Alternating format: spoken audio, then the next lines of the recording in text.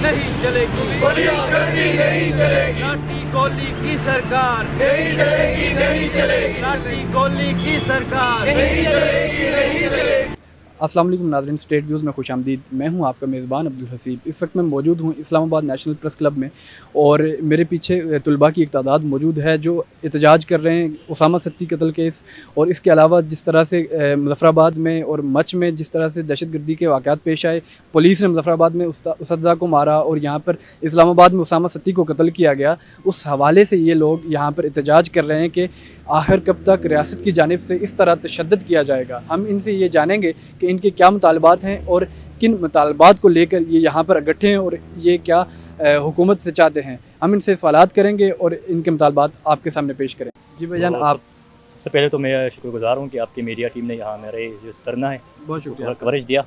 तो मैं ये बताना चाहूँगा कि रियासत जो होती है वो शहरियों की जान और माल की जान का मुहाफ़िज़ होता है, और जो रियासती इदारे इस तरह हमारे पुलिस हो गया, रियासती इदारे हमारे हो गए, और फिर वही लोगों का अगर वो कत्ल करने लगे तो फिर लोग तो रियासत पर सवाल उठाएंगे। तो जैसे उसामा का कत्ल हुआ रात को और वो क्रीम चला रहा था, फिर आज़ाद कश्मीर में मच में वाक़यात, तो वज़ीर-ए-आज़म साहब तो आने से पहले ये दावा करते रहे हैं कि हम फ़लाई रियासत बनाएंगे, मदीना की जैसी रियासत बनाएंगे और बहुत बेहतरीन निज़ाम लाएंगे। तो आप किस हद तक मुतमईन हैं खान साहब की कारकर्दगी से? और आप इस चीज़ को भी देख रहे हैं 5 दिनों से मच में लोग अपने लाशों को लेकर वहाँ पर बैठे हैं कि वो आएंगे तो दफनाएंगे और वो नहीं गए, तो इस हवाले से आप क्या कहना चाहेंगे? नहीं तो बहुत आज़ाद है। देखिए हमारे सामने न्यूजीलैंड जो है काफिर मुल्क है, उसके जो वज़ीर-ए-आज़म जहाँ पे वाक़या होता है वो उनके साथ जाते हैं, उनसे ताज़ियत करते हैं, और आप जो रियासत मदीना होने का दावा करते हैं, एक बड़ा दावा करते हैं। वो कई दिनों से वहाँ धरने पे बैठे हुए हैं अपनी लाशों को लेकर, और अब तक आप उनसे ताज़ियत भी नहीं की हुई।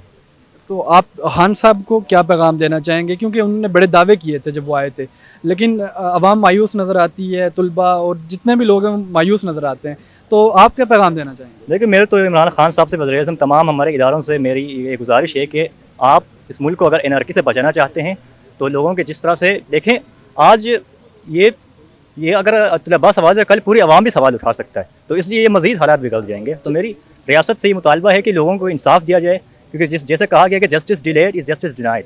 चलें, बहुत शुक्रिया आपका।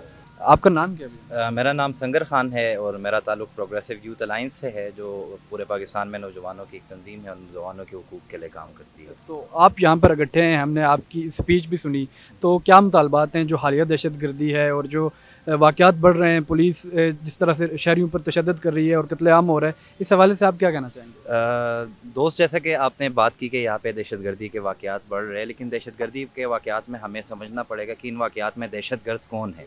हमें इन तमाम वाक़यात में यही नज़र आता है कि यहाँ के रियासती इदारे इन दहशतगर्दी के वाक़यात में मुलव्वस है। यहाँ पे रियासती दहशतगर्दी प्रमोट हो रही है, यहाँ पे पुलिस के हाथों नौजवान कत्ल हो रहे हैं, यहाँ पे दीगर रियासती इदारों के हाथों नौजवान कत्ल हो रहे हैं, और फिर जब ये नौजवान इन कत्ल व गारत के ख़िलाफ़ आवाज़ उठाते हैं तो उनको गायब भी किया जाता है।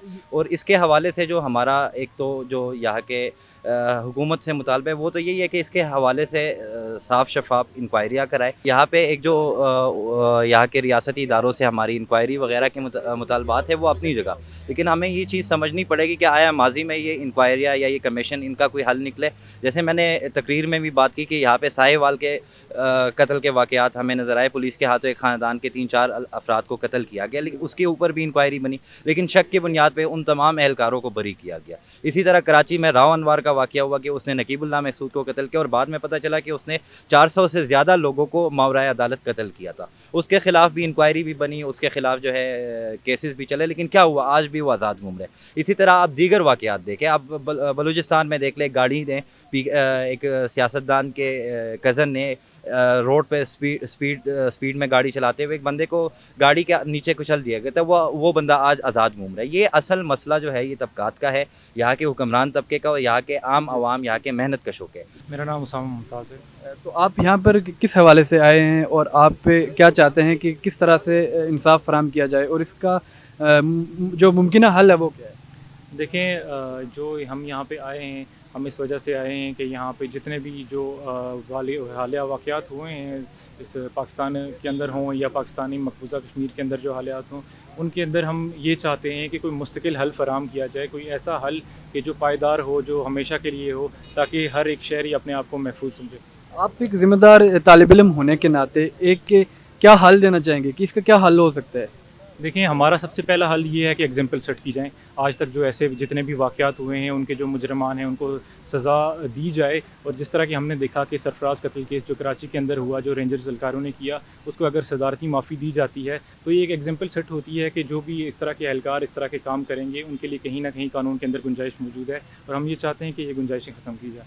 आपके नज़दीक इस इंसाफ के रास्ते में जो पूरा नहीं किया जाता, जो दावे तो वो रियासत करती है, हुक्मरान करते हैं, लेकिन इंसाफ फराहम नहीं किया जाता, ऐसी कौन सी चीज़ है जो ये सारे मामलात हैं ये आसान तरीके से पूरे नहीं हो पाते? क्या चीज़ आड़े आती है? देखें, इसको तो हम बुनियादी तौर पर इस निज़ाम को ही इस तरह समझते हैं कि ये निज़ाम ही बोसीदा निज़ाम है, जिसके अंदर जब भी कोई ताकतवर कोई इस तरह का काम करता है तो वो निज़ाम से और इस कानून की पहुंच से बच जाता है। लेकिन जब कोई गरीब अगर छोटा मोटा काम भी करता है तो उसको ऐसे गिरफ्त में लिया जाता है। जैसे हमारे साथ यहाँ पे भी आज भी एक भाई मौजूद थे जिनके भाई को पुलिस कस्टडी के अंदर कत्ल कर दिया गया, और 8 दिन से वो आज यहाँ पे धरना दिए मौजूद हैं, उसकी कोई आवाज़ सुनने के लिए नहीं आ रहा। तो हम ये चाहते हैं कि जो इंसाफ हो तो वो अमीर के लिए भी वैसा हो, गरीब के लिए भी वैसा हो। पहले से तो सबसे पहले तो भरपूर मजम्मत करते हैं इस चीज़ की एज आ हैसियत एक स्टूडेंट, क्योंकि हमें जो तालीम फराहम करते हैं वो यही हमारे उसातिज़ा हैं, और जिन लोगों ने कल उन पे ये तशद्दुद किया, मैं तो इस हवाले से बहुत शर्मिंदगी महसूस करता हूँ कि वही पुलिस एहलकार,